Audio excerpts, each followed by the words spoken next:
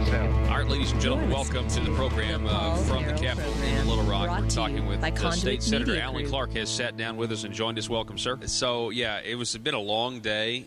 Joint budget, I guess, started at 8 a.m., and then they adjourned, and you guys went into session. A lot has happened. Let's start with the joint budget. Let's start with what was accomplished today. The governor wanted this $105 million transfer from a trust fund into what he calls long-term reserve fund, and there was all this talk about bond ratings and how we need to increase our bond rating from the credit agencies, and they said that if the full legislature were to decide anytime this money needed to be used, that would count against us. They were saying we need to go to the smaller Arkansas Legislative Council. They need to be the ones that have the discretion. And there was all this debate over the definition of what liquidity meant, because there was a Standard & Poor's document that was being referenced, giving outlines to state governments. What are your thoughts on all this? Well, as we discussed off air, part of being a small businessman has been a credit manager. And you cut through all the things that were said, and as a credit manager, you care about mainly two things. Does somebody pay, and can they pay? Because there are people who can pay who don't. So you first will know is, does somebody tend to pay? And the state of Arkansas does. The next thing you want to know is, can they pay? And that's why, for all the arguments we had, that's why they want to see a long-term reserve fund with as much money as possible, so that if something happens, you can pay. Because you can have the best intentions and the economy turns down, stump your toe, and all of a sudden you can't pay your bills and can't pay the bonds. So this silly argument that these bond folks care whether the whole legislature does it or whether the legislative council does it, it just was completely a red herring argument. They couldn't possibly care. Yeah. And there was nothing in their documentation, of course. And if they did care, I would have produced them. As a guy who's run a lot of bills, I would have produced the experts to say that they cared. Yeah, and they didn't, and that was a criticism Senator Brian King had. You yourself, though, in joint budget, you got the financial bureaucrat, I guess his last name was Burke, I think, yes, to actually admit that they're not that specific. They don't come out and say, well, it needs to be a small group of legislators so we can have faster access to the cash in case there's an emergency. They don't come out and say that at all. Senator Brian King, your colleague, he had a pretty big day, pretty busy day. He talked about the Arkansas Works legislation from the floor, in opposition to that, and then he had his amendment that failed in the joint budget concerning this $105 million transfer. At one point, your other colleague, Senator Jason Rapert, he mentioned something about, hey, look, this is really just about trust, and you're not trusting the information that you've been given about the definition of liquidity when it comes to Standard & Poor's. You kind of picked up on that, and you thought that was accurate. I thought it was an accurate observation. I did. I had actually given it a lot of thought, and we were short of time, and I didn't spend a lot of time on it. But it's extremely accurate, because I didn't come here to vote against this bill. I came with a blank slate to look at it. And I've played poker with these folks for 4 years, and folks that I like. And you play poker with them long enough, you know when people are bluffing, you know when they're telling you the truth, you know when they're parsing words, you know when they're not giving you straight answers. And I don't know why people would want to parse words at this point. I don't know why they don't want to give you straight answers. I just, and if it were just me that felt that way, I think former Senator Hendren, Representative Kim Hendren, who's been here, in his words, 10 times longer than me, 40 years versus 4 years, had the same feelings. And so that backed up where I was at, because certainly there's nothing wrong with a long-term reserve fund. That's a great thing. And if that was really important to us, then we could do, instead of cutting taxes, we could say, no, we need to be sure we're financially stable. Something bad may happen. We could at any time go into a downturn. We could go to war in the Middle East, etc. Oil could take off, and our economy could get bad in a hurry. And so taking $100 million that we already have and making it more accessible doesn't seem to be the most financially responsible thing we could do. And at the same time, I want to trust them. I'm not wanting to distrust anyone, but then you look at, as Representative Hendren brought out, you look at the House under Republican leadership having gone from from people picking their own committees to the Speaker of the House appointing everyone to every committee. And as Representative Hendren pointed out, that means that this on the House side of the folks that would be deciding whether we spent this money or not, they'd all be appointed by one guy. And I like the Speaker. And not only do I like the Speaker, I trust the Speaker. But that we would put the power all in the hands of one guy. Yeah, it could be. We don't know who the next speaker is going to be. You just don't do business that way. And they were the problem they were trying to solve. I respected, but there were at least, as we discussed, 5 or 6 better answers than the one they came up with. You say you've played poker with these guys for 4 years. You know, I've been watching a lot of people understand exactly what you're talking about. Talk a little bit about. I guess my fear is we're going to find out the real reason we need this $105 million transfer 2-3 weeks from now, 6 months from now. Is that a fear of yours? The real reason is coming, if there is a real reason, and this is one of those cases, because I'm real bad in the Senate about saying I told you so. And I will continue to be that way because I did tell them so, and I'm not the only one. This is a case where I hope that they can come back and say, I told you so, that no emergency comes up and that we don't end up spending the money. I very much hope I'm wrong, and I don't think I'm alone in that. But the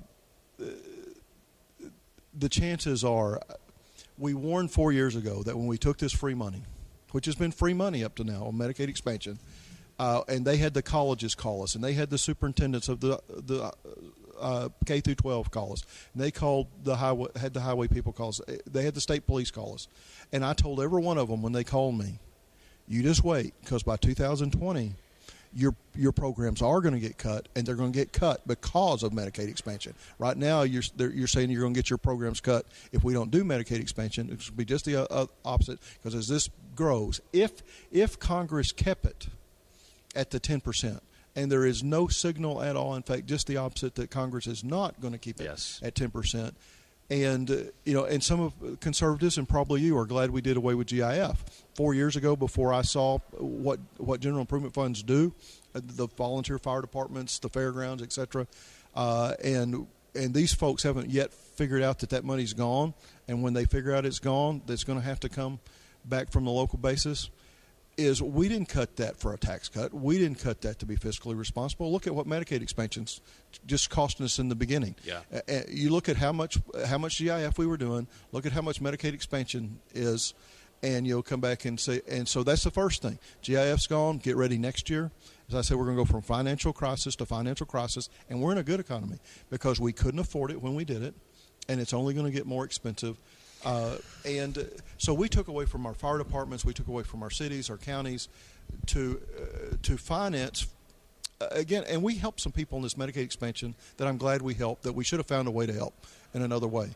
But we've also got half of these folks aren't working, and some of them can't work. Well, that's why we have disability.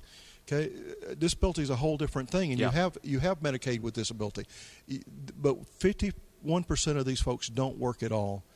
And we come back, and then we don't worry at all about the group just above that, those are the age of my son, who if they have insurance, they have this huge deductible, so it does them no good. And for the most part, they don't have insurance, and them we're not worried about. And I'm glad. I mean, you talked about the budget to begin with, but moving over to the Medicaid itself, I spoke on that bill. And I'm glad we're doing something, but we're doing almost exactly, not everything that I had a press conference a year ago and said, here's what we need to do. And I didn't say we need to do it under the Obama administration. I said we need to go ahead and pass the law now so that if we should elect a Republican, we can go to them and say we want a work component, except it should be 40 hours and not 20 hours. And if everyone on it worked 40 hours, most of them would no longer be eligible for Medicaid expansion. And it was in there that we changed the 138% of property level down to 100%, and we would have saved ourselves a special session. And they told me I was being ridiculous. Yeah, now they come back and I was dismissed out of hand. So yeah, I voted for it. Yeah, I support it. It's not enough. We have this short window. We have. Maybe it turns into a long window, but we don't know that. We have Trump in office, and we have a Republican Congress. We should really fix this thing. We should ask for the most we can ask for. I mean, what can they tell us? No? Yeah, you're exactly right. But instead, we're going to fix just the minimum, and then we're going to come back and we're going to face this over and over and over. Yeah, and Senator King, I think, made some great points. We're talking with Senator Alan Clark. There's a lot of power and deference kind of given to DHS to implement the work requirements, to implement the asset testing that we hope is going to come and stuff like that. But hey, it's clearly a step in the right direction. Again, if we have this trust gap, but let's kind of build on that, because you mentioned the phrase budget crisis in your speech when you're talking about the Arkansas Works corrections and stuff like that, this bill during the special session. On Friday, the governor said we got to cut $70 million from the budget. We have, since Governor Hutchinson has been in office, we have cut taxes, not as much as I would like. But the problem is, it seems we've also increased spending. $133 million in 2015, $142 million in 2016, now $165 million, for the next fiscal year. And the leadership says we don't have a spending problem, we just have a revenue problem. We have what you just brought up, which is Medicaid expansion. Hey, your programs are going to get cut by 2020. I mean, you can kind of connect the dots here, and it seems like things are doing exactly what you say they're doing. And I think, I always like to be fair. And I don't have a problem with spending increasing, and I'm sure some people are gasping at that. But, we have inflation. Okay? And so if spending increases at the rate of inflation and at the rate of revenue coming in, then that's not a problem. My business expenses increase every year. And so to expect expenses to increase here at a certain rate is not a bad thing. But Congressman Westerman introduced a bill, my first session, 2013, when he was majority leader, that said that we would not allow our expenses to rise past the rate of inflation.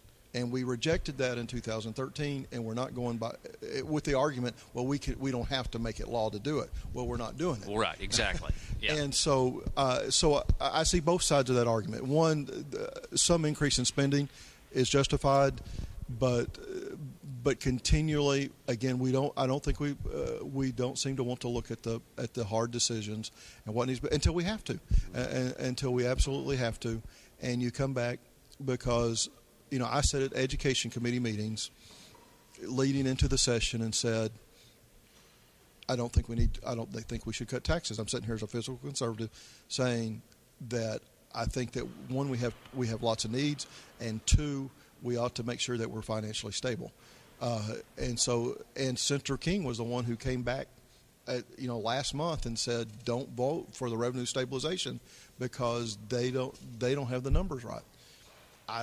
That's not my bailiwick. That's why I run a business and I'm good at numbers. I'm not Senator Hickey and Senator King like getting in there and digging into them. I'm just good at listening to both of them. And sure enough, Senator King's negative as usual, but he's right as usual. and so I didn't vote for RSA. I think it's the first time I didn't vote for the stabilization. I didn't vote against it. Just didn't vote. And come back, and sure enough, here we are. He's exactly right. We're short of the money. And then that brings back up that a year ago, and I hate to be so critical, but a year ago, when we were dealing with the Medicaid expansion, we were told that it would be irresponsible to use any budget surplus to fix any of that. Yeah. Okay. 1 month later, we came back on the highways and we took $50 million. In fact, I quoted them on the floor on that vote because it took $50 million a year for the next 5 years out of budget surplus. Well, we got a serious problem if we don't have a budget surplus. Yeah. Because, what were we paying, like 20% of that matching money? I mean, it was one of those things. It was a no-brainer to take it to fix our highways. And so we've got to come up with that $50 million somewhere. Yeah, wow. And Senator Hickey, who is very bright on those type of things, and Senator Caldwell, Senator Sample, and Senator Standridge all worked on that, had an answer. Instead, we went with the easy way, and the easy way turns up with us back here once again saying, okay, what are we going to do? What do you think? Your last question here. We've had some recent battles in the session where every tax cut had to be paid for. And maybe that's because we were under such budget. But of course, these are all future revenues. This was all. I guess my point is let's just take the veterans military tax cut, retiree tax cut, $13 million, and we just couldn't absorb that in the budget. And yet last Friday we absorbed $70 million like that. We cut $70 million like that. I want to cut taxes. I want to do it by shrinking the size of government, though. I think that's the responsible thing to do. What do you think? Absolutely. I would like to see more leadership. I ended up just a few minutes ago when this budget thing with the long-term reserve came to the floor, I voted for it. After speaking against it, voting against the budget, the governor asked me personally to vote for it. And that's the thing why I sit here criticizing, and I know all this, from the minute it airs, within 5 minutes it airs, it'll be right back to the governor's office, is I love Asa Hutchinson.